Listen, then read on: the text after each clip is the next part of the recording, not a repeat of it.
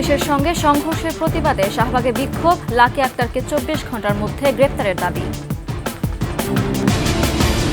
মহাখালী সাততলা বস্তিতে আগুনে পুড়ল শতাধিক ঘর।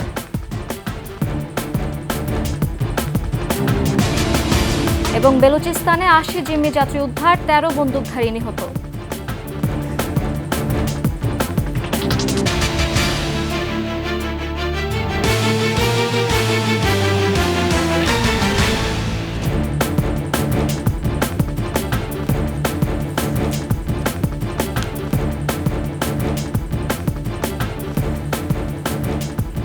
শুনছিলেন সংবাদ শিরোনাম। আমন্ত্রণ সকালের 21 সংবাদে, সাথে আছে আমি সুরা শ্রাবন্তী। দর্শক, 21 টেলিভিশনের সংবাদ একসাথে সরাসরি দেখতে পাবেন আমাদের ফেসবুক পেজ www.facebook.com/2124 অনলাইনে। এছাড়া সাবস্ক্রাইব করতে পারেন www.youtube.com/@21etv চ্যানেলে। গণজাগরণ মঞ্চের আলোচিত মুখ লাকি আক্তারকে 24 ঘন্টার মধ্যে গ্রেপ্তারের দাবি জানিয়েছে ঢাকা বিশ্ববিদ্যালয়ের শাহবাগ বিরোধী শিক্ষার্থীরা। রাত 12:30টার পর বিশ্ববিদ্যালয়টির হলগুলো থেকে বের হওয়া মিছিল থেকে এ দাবি জানানো হয়। শিক্ষার্থীরা বলেন, শাহবাগের মাধ্যমে বাংলাদেশে ফ্যাসিবাদ কায়েম হয়েছিল। মফিউর রহমানের রিপোর্ট। মঙ্গলবার বিকেলে স্বরাষ্ট্র উপদেষ্টার অপসারণ, দ্রুত বিচার ট্রাইব্যুনাল গঠন সহ মোট 9 দাবিতে ধর্ষণ ও নিপীড়নের বিরুদ্ধে বাংলাদেশ নামে একটি প্ল্যাটফর্ম প্রধান উপদেষ্টার কার্যালয়ের অভিমুখে পদযাত্রা করলে পুলিশের সঙ্গে সংঘর্ষের ঘটনা ঘটে। এ সময় লাঠিচার্জ করে ছত্রভঙ্গ করে দেয় পুলিশ। পরে সন্ধ্যায় মিছিল করে শহীদ মিনারে সমাবেশ করে ধর্ষণ বিরোধী আরেকটি প্ল্যাটফর্ম। এই কর্মসূচিতে ছিলেন গণজাগরণ মঞ্চের একসময় সংগঠক লাকি আক্তার। পুলিশের ওপর হামলার প্রতিবাদে রাত 12:30টার পর ঢাকা বিশ্ববিদ্যালয় হলগুলো থেকে মিছিল বের করে শিক্ষার্থীরা। এই সময় তারা লাকি, হাসিনা ও ফ্যাসিবাদের বিরুদ্ধে নানা রকম স্লোগান দেয়। মিছিলটি ঢাকা বিশ্ববিদ্যালয় থেকে বের হয়ে টিএসসি ঘুরে শাহবাগে পৌঁছায়। শাহবাগে সংক্ষিপ্ত সমাবেশে তারা বলেন, বাংলাদেশের আইনশৃঙ্খলা পরিস্থিতি বিনষ্ট করার জন্য পুলিশের ওপর হামলা করা হয়েছে। এই শাহবাগীদের মাধ্যমে দেশে বিচারহীনতা সংস্কৃতি তৈরি হয়েছিল বলেও অভিযোগ করেন তারা। ওই শাহবাগের কুখ্যাত কুলাঙ্গার লাকিরা আবারও সংঘবদ্ধ হচ্ছে। আগামী 24 ঘন্টার মধ্যে ওই কুলাঙ্গার লাকি সহ সকল শাহবাগীদেরকে গ্রেফতার করতে হবে। শাহবাগীদের ফিরে আসার চেষ্টা কোনোদিন সফল হবে না বলেও উল্লেখ করেন শিক্ষার্থীরা। মফিউর রহমান, 21 টেলিভিশন, ঢাকা। রাজধানীর মহাখালী সাততলা বস্তিতে লাগা ভয়াবহ আগুনে পুড়ে গেছে শতাধিক ঘর। রাত 3:30টার দিকে লাগে আগুন। খবর পেয়ে রাত 4টার দিকে ঘটনাস্থলে যায় ফায়ার সার্ভিস। আগুন নিয়ন্ত্রণে কাজ করে ফায়ার সার্ভিসের 8টি ইউনিট। প্রত্যক্ষদর্শীরা জানায়, ট্রান্সফরমার ব্লাস্ট থেকে আগুন ঘরের উপরে পড়লে তা ছড়িয়ে পড়ে। তবে ফায়ার সার্ভিস বলছে, আগুনের কারণ অনুসন্ধানে তদন্ত কমিটি গঠন করা হবে।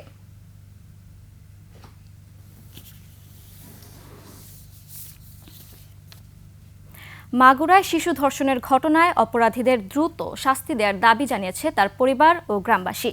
তারা বলছেন, এই ঘটনার পর তাদের শিশু সন্তানদের একা কোথাও পাঠাতে সাহস পাচ্ছে না। সারাক্ষণই কাজ করছে উদ্বেগ আর উৎকণ্ঠা। এদিকে ধর্ষণের ঘটনায় দেশের বিভিন্ন জেলায় বিক্ষোভ অব্যাহত রয়েছে। প্রতিনিধিদের তথ্যছবিতে ডেস্ক রিপোর্ট। গত বৃহস্পতিবার বোনের বাড়িতে বেড়াতে গিয়ে ধর্ষণের শিকার হয় শিশুটি। এখনও রাজধানীর সিএমএইচে চিকিৎসাধীন। আর অভিযুক্ত 4 আসামি রয়েছে রিমান্ডে। ঘটনার পর থেকেই শিশুটির গ্রামের বাড়িতে স্বজনরা সময় পার করছেন উদ্বেগ আর উৎকণ্ঠায়। বলছেন, এমন ঘটনা যেন আর দেখতে না হয়। আমাদের বাচ্চা কাচ্চা কোনো জায়গায় পাঠায়ও তো শান্তি নাই। এই বাচ্চারা দেখেন তো জেন লেগেছে কিনা। আমি বললাম যে জেন টেন কিছু না, শিগগিরই হাসপাতালে নিয়ে যান, অক্সিজেন দেন। এর অবস্থা তো মারাত্মক। ওর সাথে যে ঘটনাগুলো করেছে, কাজগুলো আসলে মাইনে নেওয়ার মতো না। আর আমাদের নিজ নান্দলেরও বিরাট দুর্নাম। বোনের ঘটনার সাথে আমাদের শ্বশুর বাড়ির সবাই জড়িত। তাদের সবারই জন্য দৃষ্টান্তমূলক শাস্তি হয়। এখন ও যতটুকু কষ্ট পাইছে, তাকে তো ফাঁসি দিলে তো কমই শাস্তি। আর যেরকম আমার নাতিনদের খাটিয়ে খুঁটিয়ে মারিছে না, ওরকম আমি মারতে চাই ওকে। ধর্ষকদের কঠোর শাস্তি চেয়ে এমন ঘটনার যেন পুনরাবৃত্তি না হয়, সেদিকে প্রশাসনের দৃষ্টান্তমূলক পদক্ষেপ চাইছেন এলাকাবাসী।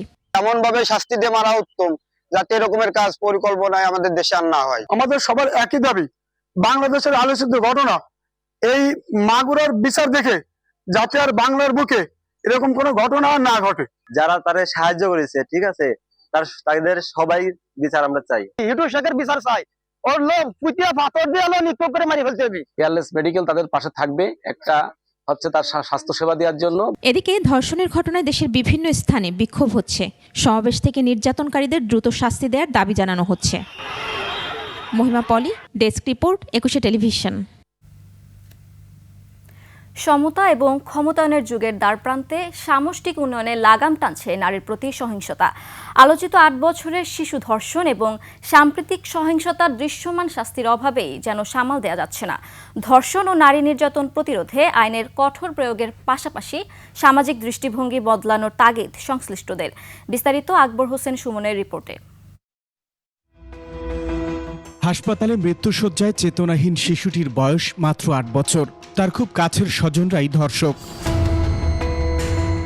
দেশ জুড়ে এবছর জানুয়ারিতেই ধর্ষণের শিকার হয়েছেন 39 নারী।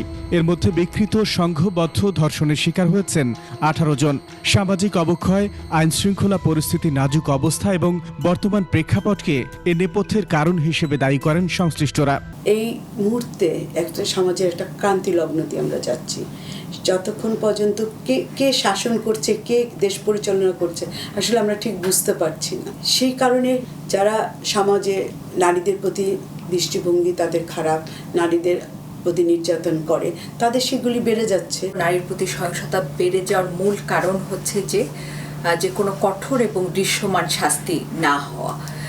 বাংলাদেশে গত 2 দশকে নারী বান্ধব অনেক আইন হয়েছে, কিন্তু দেখা যাচ্ছে যে এই আইনগুলোর তেমন কিন্তু বাস্তবায়নের জায়গাটি আমরা কখনো দেখতে পাই না। গেল 2 মাসে 294 নারী নির্যাতনের শিকার হয়েছেন। ধর্ষণের শিকার হয়েছেন 96 জন। এদের মধ্যে 44 জনই শিশু।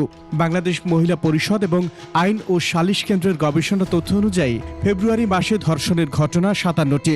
এর মধ্যে সংঘবদ্ধ ধর্ষণ 17টি। ধর্ষণের পর হত্যার 2টি ঘটনা ঘটেছে। এদের মধ্যে 5 জন প্রতিবন্ধী কিশোরী ও নারীও রয়েছেন। এছাড়া ধর্ষণের চেষ্টা 19টি, যৌন হয়রানি 26টি এবং শারীরিক নির্যাতনের 36টি ঘটনা ঘটেছে এই মাসেই। ধর্ষণ কিংবা নারীর প্রতি সহিংস আচরণের দৃশ্যমান শাস্তি না হওয়া অথবা আইনের বাস্তবায়নে ঘাটতি বাড়িয়ে তুলছে নিত্যকার এসব অঘটন। সমাজের যে দৃষ্টিভঙ্গি নারীর প্রতি, সেটি যতক্ষণ পর্যন্ত পরিবর্তন না আসছে এবং পরিবারের থেকে আসলে একটি শিশুকে সে যখন বড় হচ্ছে তখনই তাকে আসলে শেখানো হচ্ছে না যে একজন নারীর সাথে কী ধরনের আচরণ করতে হবে। শিক্ষা প্রতিষ্ঠানগুলো যে রয়েছে, শিক্ষা ব্যবস্থা একটি বড় ত্রুটির জায়গায় রয়েছে। রাষ্ট্রের ভূমিকা এবং পেশি শক্তির বিরুদ্ধে সোচ্চার অবস্থানেই প্রতিরোধ গড়ে তোলা যাবে এই সামাজিক ব্যাধির। আকবর হোসেন সুমন, 21 টেলিভিশন, ঢাকা। পাকিস্তানের বেলুচিস্তানে এখন পর্যন্ত জিম্মি হওয়া ট্রেনের 80 যাত্রীকে উদ্ধার করেছে নিরাপত্তা বাহিনী। গোলাগুলিতে নিহত হয়েছে সশস্ত্র সংগঠন বেলুচ লিবারেশন আর্মি BLA-র 13 সদস্য। মঙ্গলবার সকালে বেলুচিস্তানের কোয়েটা থেকে খাইবার পাখতুনখোয়ার পেশোয়ার যাওয়ার পথে সশস্ত্র গোষ্ঠী BLA-র সদস্যদের হাতে জিম্মি হয় জাফর এক্সপ্রেস ট্রেনটি। 9টি বগিতে 4 শতাধিক যাত্রী ছিল। ঘটনা জানার পরপরই যাত্রীদের উদ্ধারে অভিযান চালায় নিরাপত্তা বাহিনী। গভীর রাতে 80 জন জিম্মিকে উদ্ধার করে তারা। এর মধ্যে 43 জন পুরুষ, 26 জন নারী এবং 11 শিশু রয়েছে। অভিযানের সময় গোলাগুলিতে BLA-এর 13 সদস্য নিহত হয়েছে বলে জানা গেছে। আহত হয়েছে আরও অনেকে। বাকিদের উদ্ধারে এখনও অভিযান চলছে। বেলুচিস্তানের স্বাধীনতার দাবিতে কয়েক দশক ধরে আন্দোলন চালিয়ে আসা BLA হামলা ও জিম্মি করার দায় স্বীকার করেছে।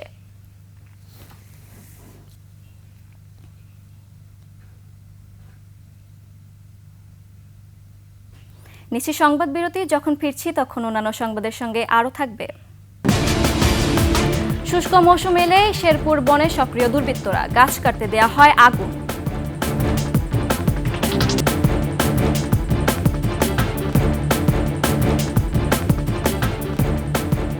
আবার আমন্ত্রণ সকালের 21 সংবাদে। বসন্তকাল এলে প্রতি বছরই দুর্বৃত্তদের আগুনে পুড়ে গারো পাহাড়ের বন, মরে গাছ, কীটপতঙ্গ। এর বিরূপ প্রভাব পড়ছে জীববৈচিত্র্যে। স্থানীয়দের অভিযোগ, আগুন লাগানো জায়গা থেকে গাছ কেটে নিয়ে যায় দুর্বৃত্তরা। শেরপুর প্রতিনিধি শরীফুর রহমানের তথ্যচিত্রে ডেস্ক রিপোর্ট। শেরপুরের শ্রীবরদী, ঝিনাইগাতি ও নালিতাবাড়ির সীমান্ত জুড়ে গারো পাহাড়। পাহাড়ের ভেতর থেকে দিনে রাতে ভেসে আসে ধোঁয়া। স্থানীয়রা বলছেন, বসন্তে এলেই শালগজারি বাগানের বিভিন্ন জায়গায় চলে আগুন লাগানোর মহোৎসব। দুর্বৃত্তরা যে জঙ্গলে আগুনগুলো দেয়, এতে বনের অনেক ক্ষতি হয়। বেত আছে, বেতের ক্ষতি হয়, গজারি গাছের ক্ষতি হয়, গজারি গাছের কুবিসের ক্ষতি হয়, পাতার নিচে পোকামাকড় থাকে, এটির ক্ষতি হয়। বনরক্ষীরাও বলছেন, শুষ্ক মৌসুমে ঝরা শুকনো পাতায় প্রতি বছরেই আগুনের ঘটনা ঘটে। আমাদের চেষ্টার পাশাপাশি আমরা মাইকিং বা করতেছি জোরালোভাবে, যে স্থানীয় জনগণ যেন উদ্বুদ্ধ হয় যে বাইরের কেউ দুষ্কৃতিকারীরা যেন আগুন না দিতে পারে। আগুনে পুড়ে বনের কীটপতঙ্গ, গাছপালা, লতাগুল্ম। রাতের আধারে বনের মূল্যবান গাছ চুরি করে গাছ খেকোরা। এতে বিরূপ প্রভাব পড়ছে জীববৈচিত্র্যের উপর। আগুন লাগিয়ে দেওয়ার ফলে এই লতা পাতা সব পুড়ে যায়। পুড়ে গেলে হাতির খাবারটা কমে যায়, যার জন্য হাতি কিন্তু বনে খাবার না পেয়ে বাইরের দিকে লোকালয়ের দিকে চলে আসে। প্রয়োজনীয় জনবলের অভাবে দুর্বৃত্তদের দমন করা যাচ্ছে না বলছে বন কর্তৃপক্ষ। আমাদের স্টাফ স্বল্পতা থাকা সত্ত্বেও আমরা আপ্রাণ চেষ্টা করি এই আগুন নিবানোর জন্য। বন বিভাগের তথ্য বলছে, শেরপুর জেলায় বনভূমি রয়েছে 20,000 acre. Khurshid Alam, desk report, 21 television. 1971 সালের 22 নভেম্বর মানিকগঞ্জের ঘিওরের তেরশ্রীতে আক্রমণ চালায় পাকিস্তানি হানাদার বাহিনী। আগুনে পুড়িয়ে দেয়া হয় ঘরবাড়ি। শহীদ হন 43 জন। দেয়া হয় গণকবর। স্বাধীনতার এত বছরেও অরক্ষিত সেই গণকবর। মানিকগঞ্জ প্রতিনিধি আল আমিন মাহমুদের তথ্যচিত্রে ডেস্ক রিপোর্ট। 1971 সালের 22 নভেম্বর, কনকনে শীতের সকাল। অনেকেরই তখনও ঘুম ভাঙেনি। ঠিক সেই মুহূর্তে তেরশ্রীতে অতর্কিত হামলা চালায় পাকিস্তানি সেনারা। ঘরে ঘরে দেয়া হয় আগুন, বৃষ্টির মতো চালানো হয় গুলি। নিহত হন 43 জন সাধারণ মানুষ। চারিদিক দিয়ে ঘেরাও করে বাড়ি ঘর গুলি চালায়। তেরশ্রী বাজার পুড়ে ফেলেছে, আত্মীয় সব মাইরে ফেলেছে, জমিদার রায় বাহাদুর তো সিদ্ধেশ্বর রায় বাহাদুর চরে মাইরে ফেলেছে।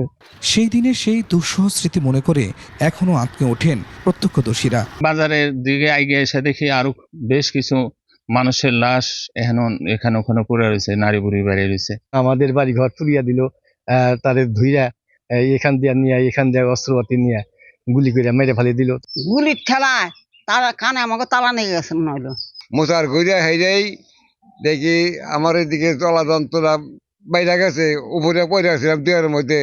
6 ঘন্টার অপারেশন শেষে ঘাতকরা চলে যান ঘিউর সদরে। পরে মরদেহগুলো কোনো রকমে গণকবর দেন স্থানীয়রা। স্থানীয়দের অভিযোগ, স্বাধীনতার এত বছরেও সেই গণকবরে শুধু একটা সাইনবোর্ড ছাড়া আর কিছুই করা হয়নি। প্রায় 300 পাক হানাদার বাহিনী আক্রমণ করে এবং সেই সময় 43 জন শহীদ হন। আমি একজন মুক্তিযোদ্ধা হিসেবে লজ্জা পাই। সাটিরয়া গণহত্যার কোনো স্মৃতিচিহ্ন নাই। গণকবরটি সংরক্ষণে ব্যবস্থা নেওয়া হবে বলে জানিয়েছে জেলা প্রশাসন।